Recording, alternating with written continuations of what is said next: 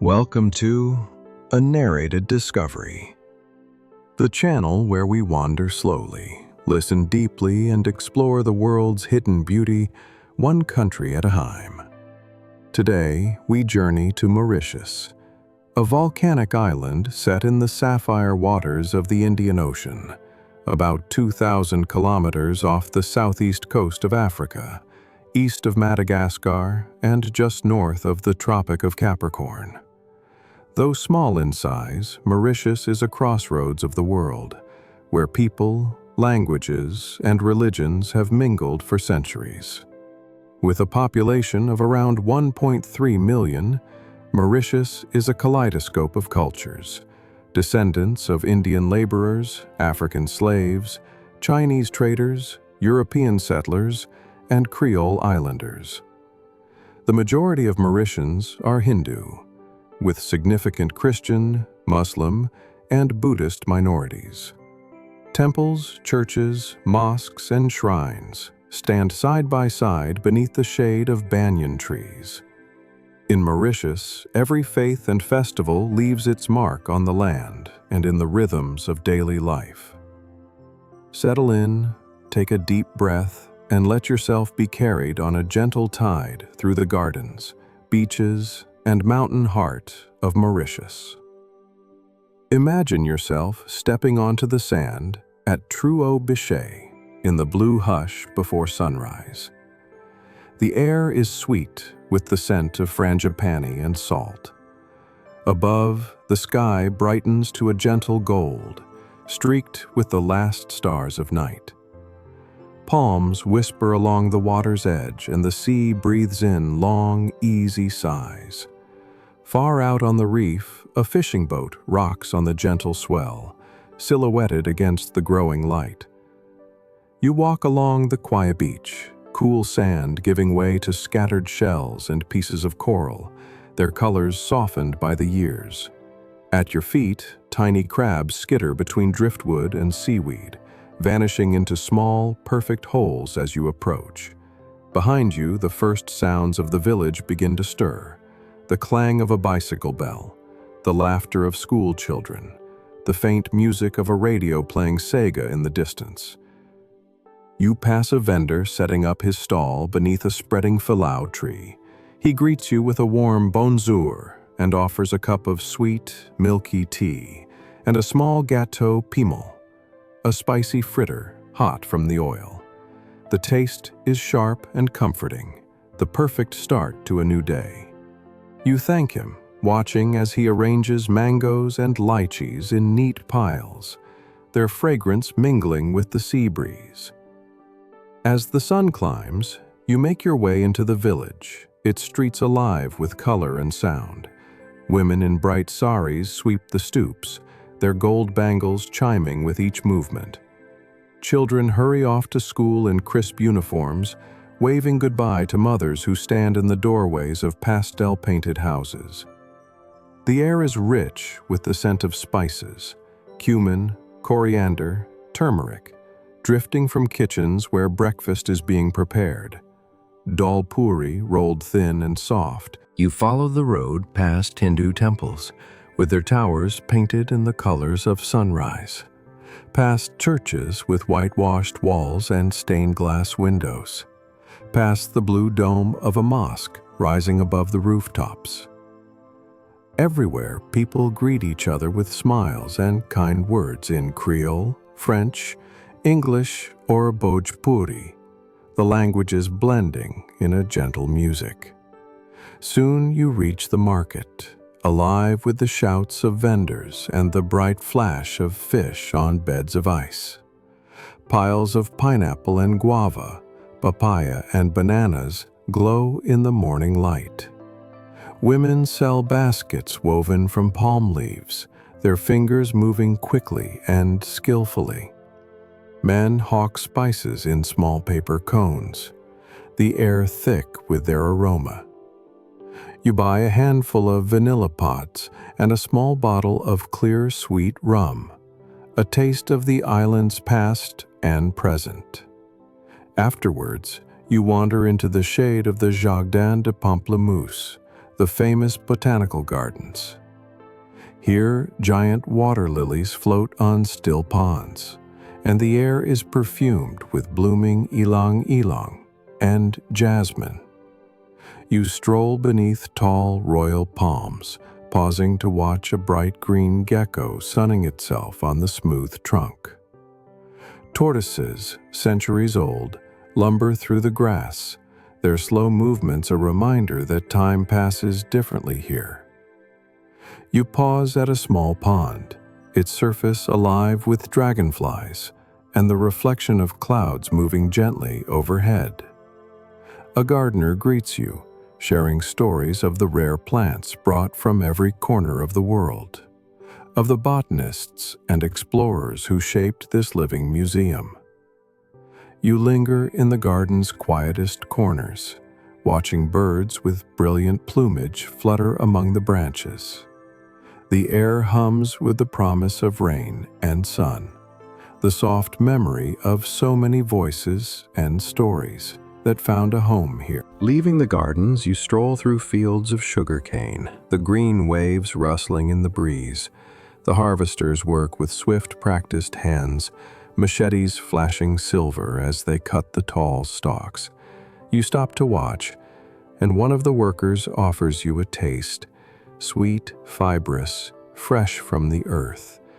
Children dart between the rows, calling out to each other in laughter, sticky with juice and sun. The road winds inland, rising into gentle hills. You pass villages where houses are shaded by jacaranda trees and bougainvillea, their blossoms scattered like confetti across stone steps. In a quiet clearing stands a small Tamil temple, its gopuram painted in brilliant blues and reds. Women in bright salwar kameezes circle the shrine, ringing small bells and offering garlands of marigold and jasmine. You pause beside a clear stream, listening to the sound of water tumbling over rocks. The air is cool, filled with birdsong and the lowing of cattle grazing in distant meadows. An old man sits on the bank, carving a flute from bamboo. He plays a tune that seems to drift out over the hills, gentle and timeless, as if the island itself is listening. By midday, you reach the town of Curapeep, high on the plateau where the air is cool and sometimes shrouded in mist. You wander its bustling streets, passing tea shops and bakeries fragrant with warm bread and patisserie. You sample a Napolitan, soft, jam-filled cookies dusted with pink icing. The sweetness lingers, blending with the scent of rain on stone. In the heart of town stands the bustling market, where women sell bundles of fresh greens, roots, and tubers, bredies, taro, cassava, sweet potatoes. Men hawk piles of chili, ginger, garlic, and mint. You buy a small bag of aniseed sweets and watch as a young couple selects flowers for an altar at home. The afternoon brings you to Truoser, an extinct volcanic crater.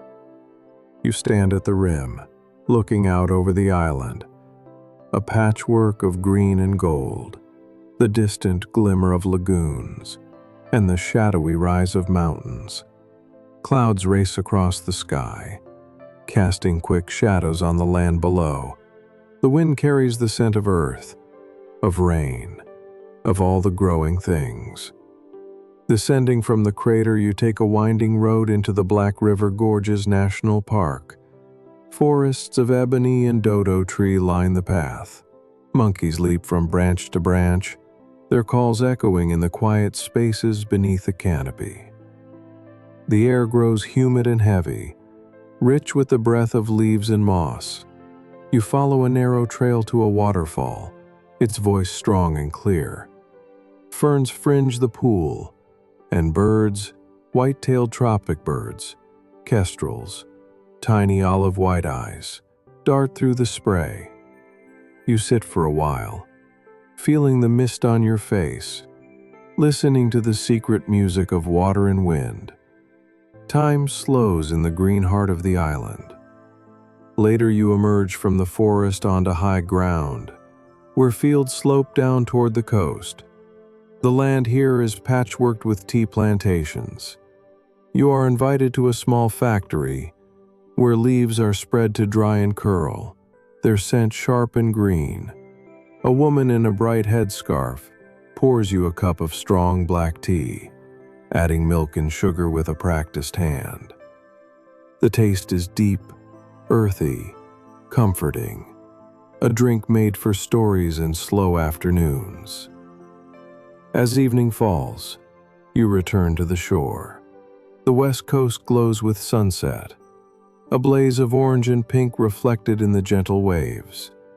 You find a quiet place beneath a casuarina tree, watching as fishermen haul in their nets, their voices soft and content. Families gather on the sand, children building castles and running at the edge of the tide. As night settles, the air is filled with the music of Séga, drums and ravan, triangle and maravan, voices rising in call and answer, dancers circled a fire, skirts swirling, feet stamping in the sand. The rhythm is infectious, impossible to resist. You join the circle, laughter bubbling up as you follow the steps, letting go of the day and sinking into the pulse of the island night. Later, you walk the quiet lanes back to your guest house, stars scattered in a velvet sky. The sound of waves follows you, mingling with distant music and the faint scent of frangipani. You sleep beneath a mosquito net, dreaming of rainforests and bright fish, of faces met and words exchanged in kindness. Morning finds you in Grand Bay, where boats bob in the turquoise harbor and the air is alive with possibility. Vendors sell fresh fruit on the quay, their stalls bright with papaya, pineapple, and passion fruit. Fishermen mend their nets in the sun. Children leap into the shallows, shrieking with delight. You are offered a slice of fresh coconut and a smile that says, "You are welcome here." You travel along the coast, following the curve of white sand beaches. Each bay is a new world. Mont Choisy with its gentle surf and shady trees. Peribere, where the water glows a deeper blue and cafes spill onto the sand. Couples walk hand in hand. Friends gather for picnics beneath beach umbrellas. The scent of grilled fish and curry in the air. At Cap Mellereau, you pause by the iconic red-roofed church, its steeple pointing skyward above a sweep of emerald lawn. You step inside, feeling the cool hush, the filtered light from stained glass windows painting color on the stone. Outside, fishing boats drift in the bay, the outline of Coin de Mire Island rising in the haze. You make your way inland again, through fields of pineapples and papaya, through small villages where everyone greets you with a nod or a word. In Goodlands, the market thrums with energy. Women in saris bargaining for lentils and spices, men unloading sacks of rice, the air perfumed with incense from a roadside shrine. Further south, you visit Mahébourg, an old town on the shore of Grand Port Bay. The streets are lined with colonial houses, painted in pale blues and pinks, their verandas shaded by flowering vines. The breeze carries the scent of vanilla and salt. You wander along the waterfront, passing fishermen mending their boats, women weaving mats in the shade, school children skipping stones into the shallows. A local invites you for lunch at his home. Grilled fish spiced with ginger and lime, rice and lentils, fried aubergine, pickled vegetables, and mango chutney. The meal is slow, the conversation easy. Stories are shared in a mix of Creole and French, laughter bubbling over as tea is poured, and sweet coconut cakes are passed around the table. In the afternoon, you visit Île aux Aigrettes, a small islet turned nature reserve. Guides lead you through tangled ebony forest, pointing out rare orchids, brightly colored birds, and Aldabra tortoises lumbering slowly in the sun. You learn of the dodo, gone now but never forgotten, and the careful work of those who guard what remains. Returning to the mainland, the sun sets in a riot of gold and scarlet over Lion Mountain, the land breathing out a soft sigh as evening cools the air.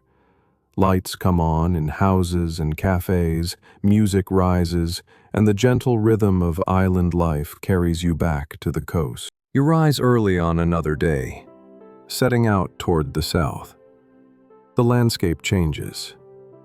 Cliffs drop suddenly to wild, wind-swept shores, where waves crash white against black volcanic rock. In Gris-Gris, you stand above the roaring surf, wind tugging at your clothes, the spray cool on your face. The sea here is restless, endless, its power both exhilarating and humbling. You wander along coastal paths, fringed with wildflowers and pandanus, passing tiny villages tucked between forest and sea. At Suillac, you find a quiet cove where fishermen prepare their lines, their voices low and steady in the morning stillness. A boy brings you a shell, pale pink and perfect, and shows you how to listen for the sound of the ocean within. Turning inland, you climb through the green folds of the savane, where rain clouds gather over sugarcane and the air grows cooler. The land is lush, alive with the calls of birds and the rustle of palm fronds. You visit Bois Chéri, a tea estate perched on high ground, its fields rolling out in neat, vivid rows. The scent of tea and rain is everywhere. You are welcomed for a tasting in the plantation's old house, its verandas open to the view. Cups of vanilla tea are poured, sweet and steaming, accompanied by warm biscuits and slices of fresh pineapple. The conversation drifts from tea to weather, to memories of old cyclones, of harvest festivals and family gatherings. You listen, content, as rain begins to patter gently on the roof. The sky clears as afternoon approaches, and you follow winding roads through forests and farms, through sleepy villages where banyan trees stand watch over crossroads. In Chamarel, the land rises to reveal the 7 colored earths, undulating sands in shades of ochre, red, violet, and blue, formed by ancient volcanic ash and time. The colors shift in the sun, subtle and alive. Nearby, a waterfall plunges into a green pool, its voice steady and bright. You follow a narrow path along the rim, pausing to watch birds flit among the trees and monkeys leap across the rocks. The forest hums with life, dragonflies, butterflies, the distant laughter of children playing in the village. You stop at a roadside stand for a glass of fresh sugarcane juice, sweet and cold, the perfect antidote to the afternoon heat. The vendor shares stories of his youth, of days spent fishing in the lagoons, of nights when Séga music floated through the dark like a promise. You sip slowly, letting the sweetness linger. In the evening, you return to the coast, this time to Le Morne-Brabant, the great basalt mountain rising sheer from the sea. The land here is rich with history and memory. You join a small group climbing the lower slopes, listening as a guide tells of the Maroons, escaped slaves who once found refuge here, their courage and hope living on in song and story. At the summit, you look out over the island. Turquoise lagoon, pale sand, green cane fields, and the distant mountains. The wind is strong, carrying with it the voices of those who came before, the promise of all those who will come after. As the sun sinks low, the world glows with gold and shadow. You descend in the quiet, dusk gathering around you. Lights begin to twinkle along the shoreline. The scent of grilling fish and wood smoke drifts on the evening air. Families gather on the beach, sharing food, laughter, and the last stories of the day as night falls soft and deep over Mauritius. Another day takes you to the center of the island, where the mountains stand tall and green against the sky. You visit Grand Bassin, the sacred lake nestled in the crater of an extinct volcano. On its banks rise temples and statues, bright with offerings of flowers and fruit. Pilgrims come from every part of Mauritius carrying garlands and incense, their prayers rising in the misty air. You walk the path that circles the water, passing shrines shaded by banyan trees. Monkeys dart between roots and stones, stealing scraps of fruit left by the devout. The lake's surface shimmers with reflections of clouds and the great statue of Shiva, his hand raised in blessing. You pause to watch the gentle movements of devotees, the quiet intensity of their faith. During Maha Shivaratri, thousands of worshippers make the long pilgrimage on foot, singing hymns, their voices floating on the evening wind. The banks glow with candles and the sound of bells. Even on ordinary days, there is a hush here, a sense that the world is held for a moment in peace. From Grand Bassin, you journey through forests of ebony and wild guava, along winding roads that reveal sudden vistas of mountain and sea. You reach Mocha, where old colonial houses stand behind wrought iron gates, their gardens heavy with frangipani and hibiscus. In the village square, children play marbles in the dust, while elders drink tea in the shade, sharing stories of the old days. You are welcomed into a home for a midday meal. Rice, dal, spiced vegetables, chutneys, and grilled fish wrapped in banana leaf. The flavors are bright and varied. Cumin and coriander, tamarind and turmeric, the subtle heat of chili. Conversation flows from family to festival, from the weather to the wisdom of grandmothers. In the afternoon, you visit Eureka, a grand Creole mansion set above a rushing river. The house is cool and quiet, its verandas deep in shade, its rooms filled with the soft light of memory. Portraits gaze from the walls, and the air is scented with old wood, polish, and garden flowers. You wander the grounds, following the river past waterfalls and bamboo groves, pausing to listen to the song of hidden birds. The road leads you onward through Quatre Bornes and Vacoa, towns where life moves at a gentle pace. Vendors sell roasted peanuts and pickled mango on street corners. The markets are filled with the color of spices, the pattern of woven baskets, the lively exchange of bargaining and laughter. One evening, you find yourself at a village festival. Lanterns glow in the dusk, and the sound of Séga drifts on the breeze. Children chase each other between stalls, selling sweet fried bananas and coconut nougat. A troupe of dancers steps into the circle, their skirts swirling, their hands telling stories older than memory. Drums beat, and the whole village joins in song. On another day, you visit Port Louis, the bustling capital. The city's streets pulse with life, markets overflowing with fruit and fish, stalls laden with bright saris and gleaming jewelry, food vendors calling out the day's specials. You stroll past the Cawdon waterfront, watching ships dock in the harbor, ferries shuttling back and forth, the busy hum of trade echoing the city's long, layered history.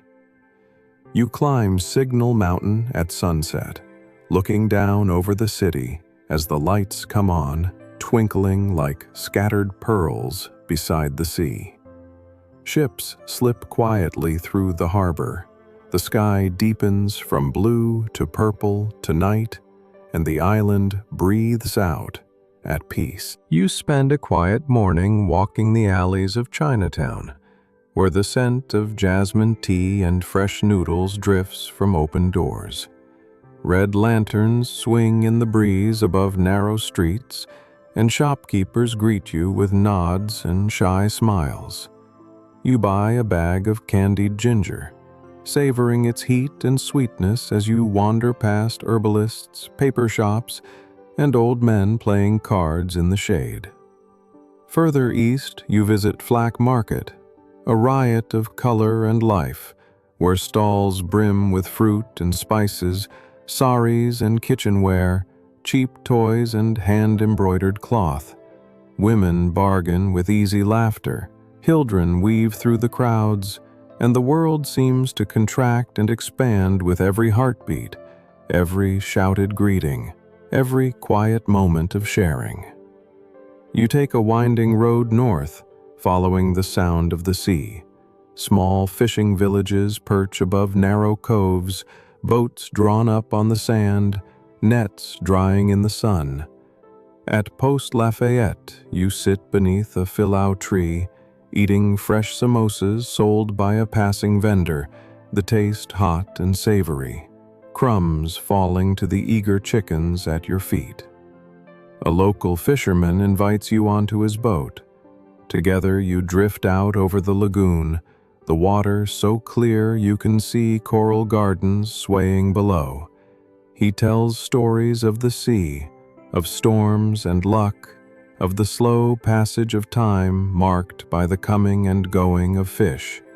You watch as he casts his line with a practiced flick, the sun warm on your shoulders, the world quiet except for the gentle slap of water against a hull. As evening falls, you return to land. The beach is empty except for a group of teenagers playing football on the sand, their voices bright against the hush of waves. A stray dog sleeps in the shadow of an overturned canoe. The horizon glows gold and pink, and you walk back to your guest house with the sound of the ocean in your ears. Night in Mauritius is soft, gentle. In small villages, people gather on porches, sipping tea and sharing the last stories of the day. In the cities, neon lights reflect on rain-washed streets, and the sound of laughter drifts up from open windows. You sit outside, feeling the island settle, the rhythm of waves a gentle lullaby. On your last day, you rise before dawn and join a group climbing Le Pouce, the island's iconic thumb-shaped peak. The path is steep but steady, winding through ferns and wildflowers, past boulders cool with dew. At the summit, you stand above all of Mauritius, a tapestry of green cane fields, blue lagoons, towns nestled in folds of mountain and plain. The sun rises slowly, lighting the world in gold. You breathe in, letting the wind carry away all hurry and worry, all the noise of distant places. Here, you feel the island's true heart, patient, generous, vibrant, and unbroken. You descend in the company of new friends, sharing jokes, bits of bread, sips of water. You reach the road as the world comes fully awake. School children laughing on bicycles, the scent of breakfast drifting from kitchen windows, the quiet bustle of a new day beginning. As you prepare to leave Mauritius, you pause one last time on the shore. The tide is low, and the sea glimmers pale blue and silver. A fisherman wades through the shallows, gathering his nets. Far out, children's voices carry from a sandbar, bright with the happiness of sunlight and salt. You turn to look back at the island, at the palms and flowering trees, the patchwork of fields and hills, the villages and towns shining beneath the warm sky. You remember the sound of Séga at night, the taste of tea in the morning, the slow drift of clouds across mountain peaks. You recall every greeting and every kindness, every shared meal and story, the way the world felt a little larger and gentler with every step you took. In Mauritius, you have found not just beauty, but a gentle, stubborn hope. In every field of sugarcane, every market's laughter, every prayer carried on incense or breeze, here many worlds meet and mingle. Here, differences become music, and every day is a festival of sun and rain, color and calm. As our narrated discovery of Mauritius comes to a close, we hope this journey brought you peace, curiosity, and a sense of wonder. If you enjoyed exploring with us, please consider subscribing for more poetic journeys to the world's hidden places. Leave a comment if you have thoughts, suggestions, or a country you'd love us to visit next. And if this brought you a moment of stillness, a like would mean the world. Thank you for exploring gently with us. Until next time.